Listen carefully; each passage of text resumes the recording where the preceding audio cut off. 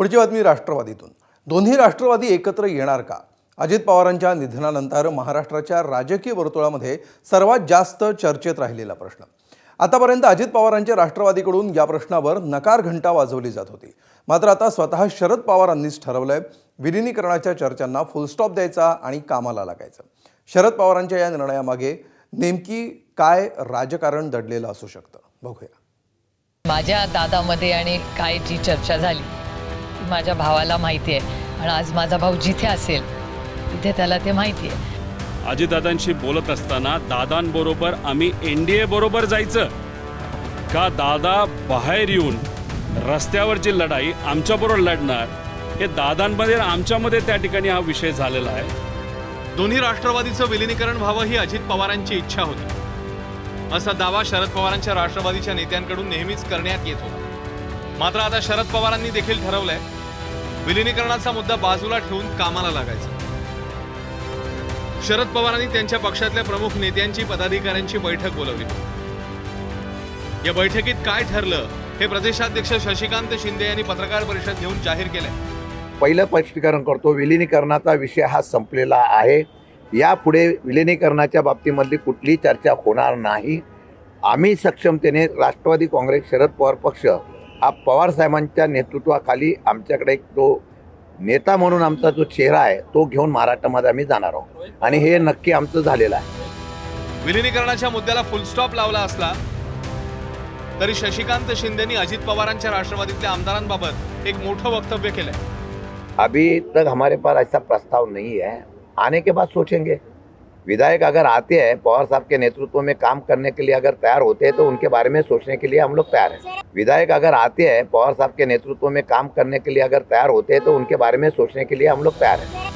स्वतः शरद पवारांनी विलीनीकरणाच्या मुद्द्याला पूर्णविराम दिल्यानंतर अजित पवारांच्या राष्ट्रवादीने काही मुद्दे उपस्थित करण्याची संधी साधली। आतापर्यंत शशिकांत शिंदे, आतापर्यंत जयंतराव पाटील साहेब आणि आतापर्यंत रोहित पवार त्यांच्या पक्षाचे नेते अजितदादांचा अंत्यविधी झाला नव्हता तेव्हापासून अजितदादांनी कशा पद्धतीने विलीनीकरणाची चर्चा केली होती, काय टर्म्सवरती झाली होती आणि इथपर्यंत सगळा पुढेला विषय गेलेला असताना मग तुम्ही आता नाही कसं म्हणताय?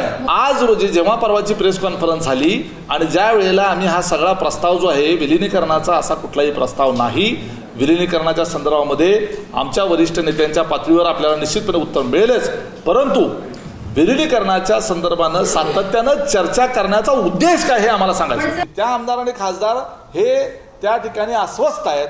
तुतारीचे आमदार आणि खासदार, एक खासदार सोडला आणि एक आमदार सोडला तर बाकीचे सगळे त्या ठिकाणी आमच्या पक्षामध्ये येण्याच्या करता त्या ठिकाणी प्रयत्न करत होते, चर्चा करत होते। परंतु आम्ही तुम्हाला सांगितलं की पवारसाहेबांचं वय मुळातच आमचा तो पहिला पक्ष आणि पुन्हा त्या ठिकाणी आज ते विरोधात आहेत आणि त्या पक्षामध्ये अशा पद्धतीनं आपण मुवमेंट करणं हे बरं दिसत नाही आणि याकरता म्हणून त्या दिशेने कधीही प्रयत्न झाले नव्हते।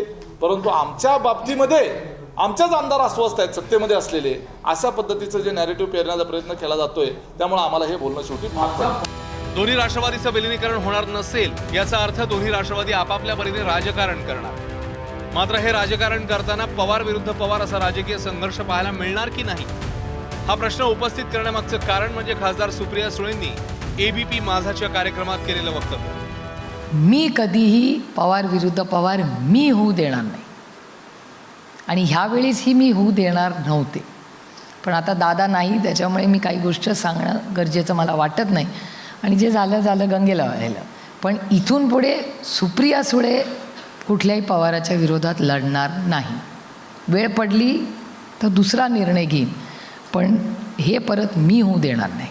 सुप्रिया सुळे जेव्हा इलेक्शन लढेल ती कुठल्याही पवाराच्या विरोध, ज्याचं आडनाव बाई आबांची जी नातवंड असतील, आता नाही तर दुसरा कोणतरी पवार पाठवायचे भारतीय जनता पार्टी,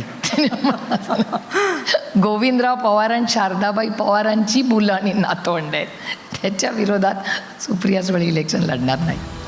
अजित पवारांच्या निधनानंतर राष्ट्रवादीची सूत्र सुनेत्रा पवारांच्या हाती आली आहे। तटकरे, पटेल आणि पार्थ पवार यांच्यातला सुप्त संघर्ष कितीही नाही म्हटलं तरी लपून राहिलेला नाहीये। अशातच पवारांनी विलीनीकरणाच्या मुद्द्याला बाजूला ठेवण्याचा निर्णय घेतला। त्यामुळे शरद पवारांच्या मनात नेमकं काय चाललंय याचा शोध घेण्याचा प्रयत्न राजकीय पंडितांकडून नक्कीच होत असेल. ब्युरो रिपोर्ट, ABP माझा, मुंबई.